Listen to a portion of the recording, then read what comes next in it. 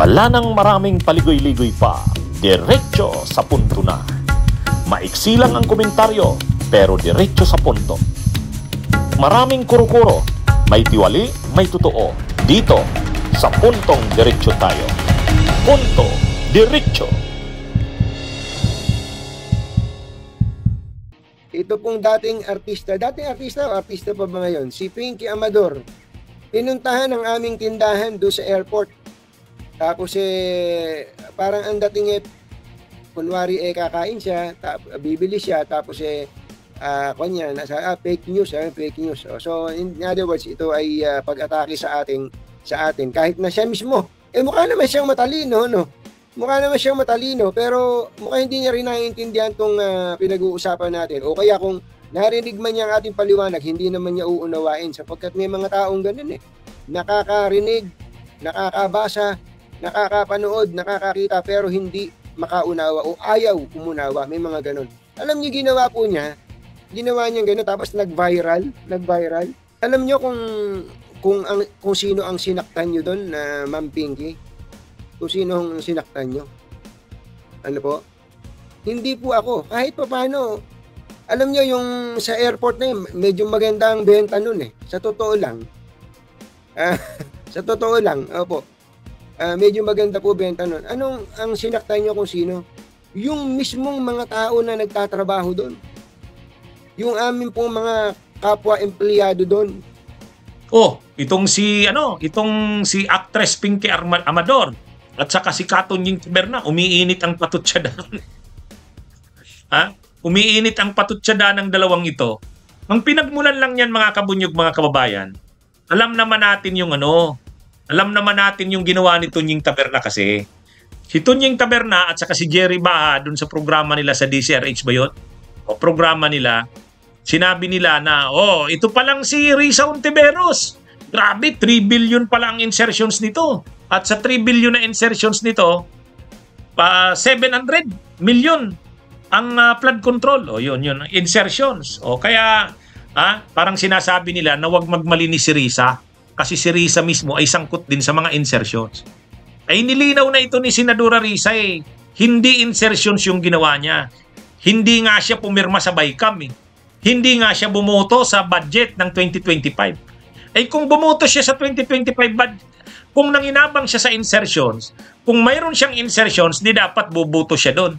Kasi nakakaano naman, parang ipokrito ka na nanginabang ka sa insertions, marami kang insertions, marami kang siningit sa BICAM, tapos hindi ka pipirma, tapos hindi ka boboto pabor sa budget. Nilinaw ni Risa Ontiveros na hindi siya pumirma sa BICAM report. Pangalawa, hindi siya bumoto para sa 2025 budget. Kaya malinaw, hindi siya sangkot doon sa mga controversial na insertion sa BICAM. Pero nilinaw ni Risa Ontiveros, mayroon talagang mga projects siya na doon sa deliberation ng Senado mismo, sa plenary ng Senado, mayroon siya doong mga projects na prinopose. Amendments ang tawag doon. Hindi naman insertions yun. Saka hindi patago yun. Open nga sa lahat ng miyembro ng Senado. Lilinaw na yun ni Risa Ontiveros.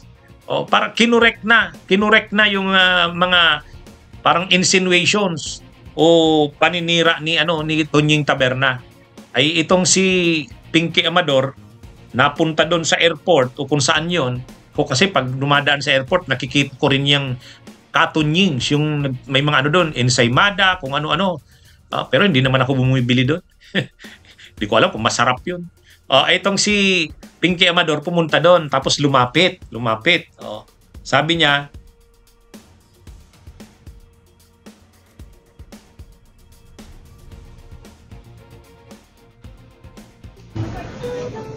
bibili sana ako ng fake news.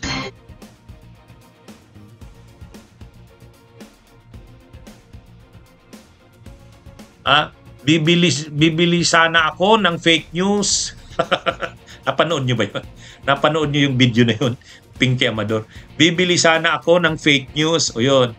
Ay napikon si Tonying Taberna. Sinagot si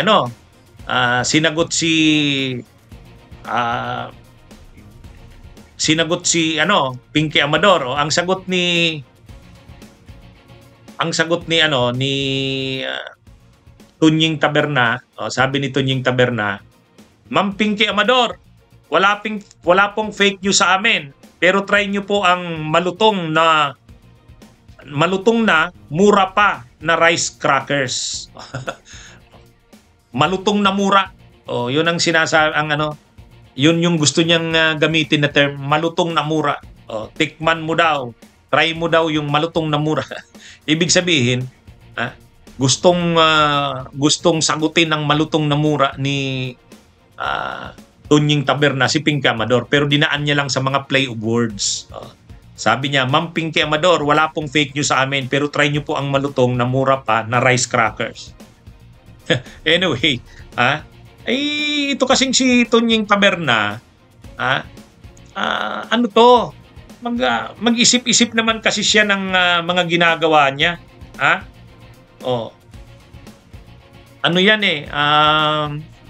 inaano ito ni Tunying Taberna, yung sa dami naman ng pwede niyang banggitin, ang dami naman dong may mga budget, Ang dami yun, may mga nakalista yun, halos kumpleto yung mga senador doon sa listahan niya ng mga budget. Tapos ang talagang binanggit niya, sininggle out niya ay si Risa Hontiveros. So anong ibig niyang sabihin? 'Di ba? Talagang malinaw, demolition job kay Risa 'yon.